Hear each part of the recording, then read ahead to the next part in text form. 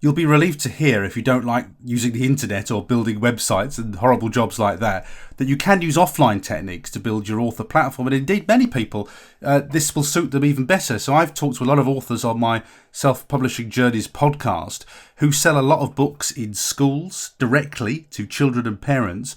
And one lady who writes books about horses and sells lots and lots of books at local gymkhanas and countryside events. So often offline techniques are just as valuable as online techniques.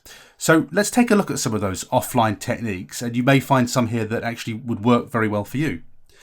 These are all techniques, incidentally, that I've used. So you may be thinking you are a bit of a geek, Paul. Everything you do is online. But in actual fact, offline marketing is just as effective many times as online marketing. I think you forget offline marketing at your peril.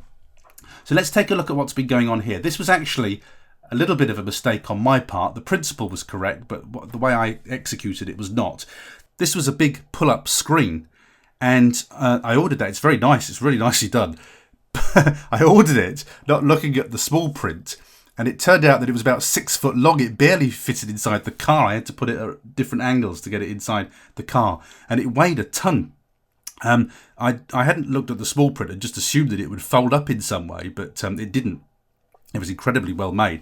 And in actual fact, I've left this now at the real secret bunker for them to use because they've got the space for it. But I'd intended to put it in the back of the car, and whenever I did an author talk, to just pull this thing up and just have my secret bunker books on it. And in fact, I'm looking at that now thinking, I really must do this again to just get maybe a 3-footer or a 2-footer to carry around with me, something that I can carry by hand, because they're really good, these pull-ups, and they're actually not very expensive. A small one costs, I think it's about 65, maybe £80, so they're not expensive to do. And if you've paid for the graphics for your book anyway, they are actually quite easy to get produced.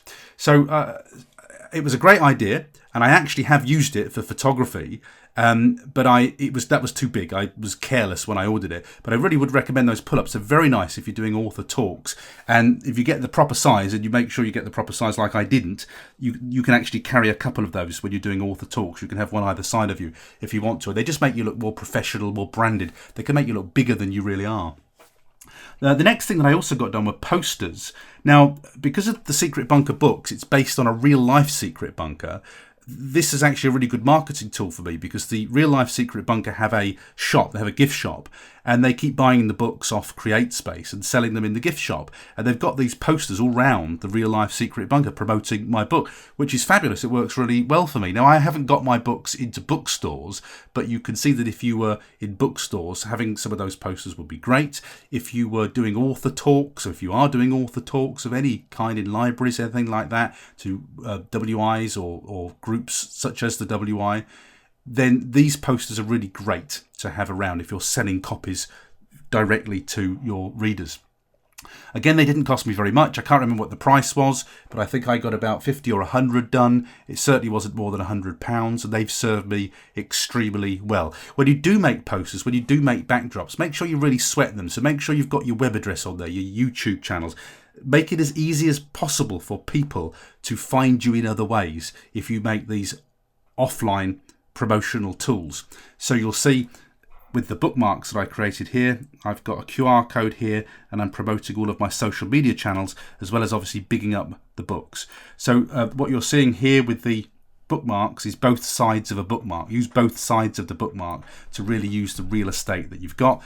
Bookmarks, I don't know how many I got. I just decided that as an author, there was not a lot of point in me handing out calling cards. I might as well just get bookmarks, because that's something that people actually use. And the other advantage to this is that because my books are sold actually at the Real Life Secret Bunker, they leave these bookmarks out on the counter, and it's just another way of getting my books into readers' hands. Other things that I've done that are offline, I actually got a t-shirt made with the Secret Bunker books on them. And of course, if you've seen my author photos, you'll see that I'm wearing that t-shirt when I had the author photos taken. The reason that I primarily did it is I got an interview up at the Real Life Secret Bunker in Fife. And I know, because I've worked in radio and TV, that they generally don't like to over-promote you too much. So what I did is I put a t-shirt on so they couldn't cut it out of the picture. Then either I have to focus entirely on my head, or when they were doing full shots of me, they'd have to get the promotion for the books. So that was a little bit of an evil strategy to make sure that that was covered properly on the TV. But that t-shirt didn't cost me much. I think I got one made. It was maybe £20-30, something like that. And I keep using it. Whenever I get an opportunity to use it, I use it. And by the way, you can't see it in this photograph, but on the back of that t-shirt, I've got a QR code printed, and when you shine your phone at the QR code, it takes you to the Secret Bunker website. So again, use all the real estate you've got. Don't just use the front, use the back too, because if you're wandering around at an author event, people are going to see both sides of you, of course. The other thing that you should do for offline coverage is to try and get in the papers. And this was, again, an opportunity. I was at the Secret Bunker. We had a couple of strikes while I was there, in that I went there primarily to be interviewed by Scottish TV, and the papers came too, and we got a nice newspaper article as well.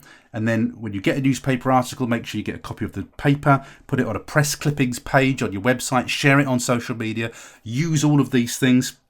And again, if you don't know how to scan, most people have got a smartphone nowadays. This is just a smartphone photograph of the local paper, and that's something that I can then share.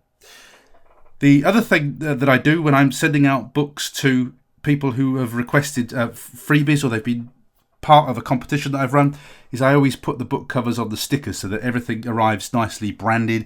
It all looks very exciting, a little bit bigger than it is. Finally, as an offline strategy, it's really important to cross-promote. And you'll see here I've just taken photographs of my book. So when you finish book 1 of The Secret Bunker, I then encourage you to go to the website to read book 2. And then also at the back of The Secret Bunker, I encourage you to leave a review if you've just read the book. Now, these are the physical versions of the books. We probably all think about doing it in the digital versions of the books, but why not also do it in the physical version of the book? It's real estate within your book, so use it. Now, don't make those links long and complicated. Keep it pretty simple if they're in a book, because when you're clicking something in an ebook, it just takes you straight to the site. If it's a really long link in the text of a book, no one's going to click that. So you'll see that I keep my links really, really simple. The other thing is that in my non-fiction books, I also have other books by Paul Teague. So if you're reading one digital marketing book, the chances are you're going to want to read the rest, or at least a couple of the rest. So I always cross-promote. And then I also, in my non-fiction books, I also mention my fiction books too, because although it will be a very small percentage of the people reading my non-fiction books, some of those people might also like sci-fi dystopian fiction, and they might also want to then go and take a look at my fiction books if they like my non-fiction books. Now, that's not a brilliant strategy. I definitely wouldn't do it the other way around. I certainly wouldn't promote my non-fiction from my fiction books, but I think in this case it's worth doing. It's harmless, it's in the back of the books, they're digital books, and it doesn't really matter because a small percentage of those people just might pick up those books and give them a try. So those are just some very quick ideas for doing some offline marketing. I think the key point about this video is remember, it doesn't always have to be online. If you struggle with online activities, you don't really like working online, it doesn't all have to be online. I think these days you do have to have an online presence. Even if it's just a basic one, that's absolutely fine. But if you don't like working on the web, remember there's many, many, many things you can do to promote yourself that don't involve anything digital at all.